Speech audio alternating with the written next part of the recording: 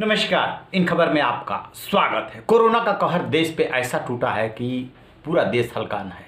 System के भी हाथ पांव फूले हुए हैं। सरकार बेशक जो है चुनाव में व्यस्त हो या और व्यवस्थाओं में लगी हो, लेकिन समझ में नहीं आ रहा है कि इस बार देश संभलेगा कैसे। आज जो नया आंकड़ा आया है वो 1,52,000, यानी कि ऐसा पहले कभी हुआ ही नहीं था। दिल्ली में 10,000 का आंकड़ा पार कर गया है। महाराष्ट्र सबसे ज़्यादा हलकान है, 60,000 का आंकड़ा टच कर रहा है। ऐसे में सवाल उठता है कि आखिरकार ये कोरोना पहले वाले से ज़्यादा खतरनाक है क्या? क्या ये जल्दी फैलता है क्या? इस पे हमने एक्सपर्ट से बातचीत की है। एम्स के डायरेक्टर हैं डॉक्टर गुलेरिया। सुनिए वो क्या बोल रहे हैं। वेव है, ये इतनी तेजी से क्यों आगे बढ़ रही है और इतनी बड़ी तादाद में लोगों का अपना शिकार क्यों बना रही है? क्या वजह है इसके पीछे? इसके वजह कई कारण हैं। दो जो मुख्य कारण हैं वो एक तो ये है कि जब हमारे केसेस कम हुए जनवरी फरवरी में और वैक्सीन भी लगना शुरू हो गया, तो बहुत लोगों ने ये सोचना शुरू कर दिया कि अब कोरोना हमारे देश से खत्म हो गया है और जो हमें कोविड अप्रोप्रिएट बिहेवियर निभाना चाहिए था वो हमने एकदम छोड़ दिया। मास्क लगाने बंद कर दिए, 2 गज की दूरी बिल्कुल बंद हो गई, क्राउड्स इकट्ठे होने शुरू हो गए, लोगों ने पार्टीज करनी शुरू कर दी। लेकिन वायरस तो हमारे बीच ही था, तो वायरस को एक मौका मिला फैलने के लिए। साथ साथ हमें पता है कि वायरस भी चेंज कर रहा था और वायरस के जो नए वेरिएंट्स हैं, म्यूटेंट्स जो हैं, स्पेशली जो यूके म्यूटेंट है वो ज्यादा इन्फेक्शियस है, वो ज्यादा लोगों में एकदम फैलता है।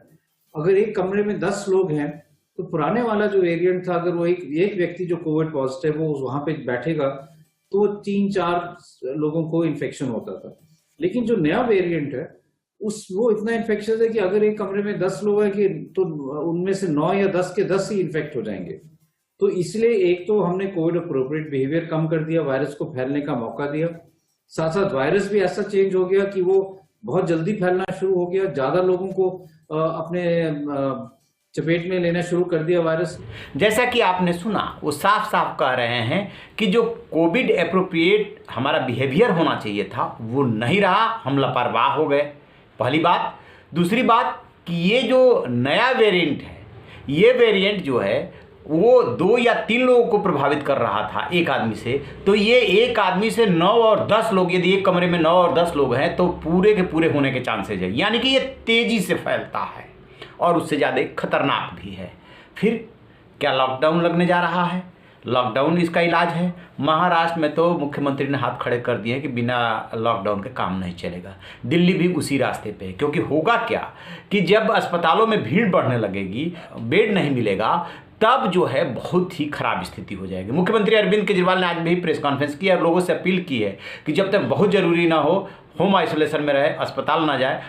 अस्पताल में सारी व्यवस्थाएं हैं, इसके बावजूद घर पे रहे तो ज़्यादा अच्छा, और जब तक बहुत ज़रूरी काम ना हो तब तक ना निकले। उन्होंने और गाइडलाइंस में सिनेमा, थिएटर वगैरह वगैरह के लिए बहुत सारी गाइडलाइंस बनाई है, लेकिन उससे बात बनती हुई सी नहीं दिख रही है। वो भी घबराए हुए हैं और ये बात आ रही कि अब की बार जो कोरोना है वो 45 साल से कम उम्र वालों को ज़्यादा प्रभावित कर रहा है। 65% ऐसे लोग हैं जो 45% से कम उम्र के हैं। तो लिहाजा उनकी डिमांड है कि जो है 45 साल के नीचे वालों को भी वैक्सीन लगाने की इजाज़त दी जाए और केंद्र सरकार इसकी व्यवस्था करे, जबकि केंद्र सरकार जो है अभी इस बात के लिए सहमत ही नहीं है। फिर कोरोना से कैसे लड़ेगा देश?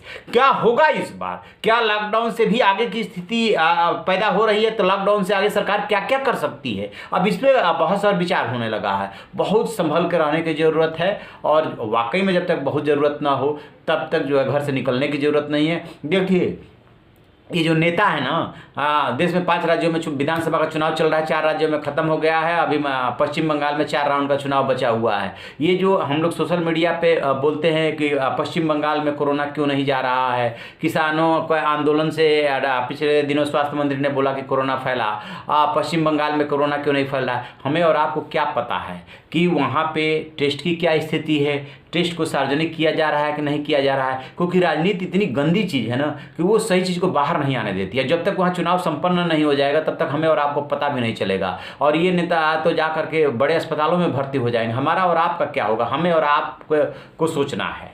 तो इस पर हमारी नज़र है। जैसे कोई अपडेट मिलेगा आपसे साझा करेंगे। आप रहिए बेखबर, देखते रहिए इन खबर। इन खबर चैनल को सब्सक्राइब करें।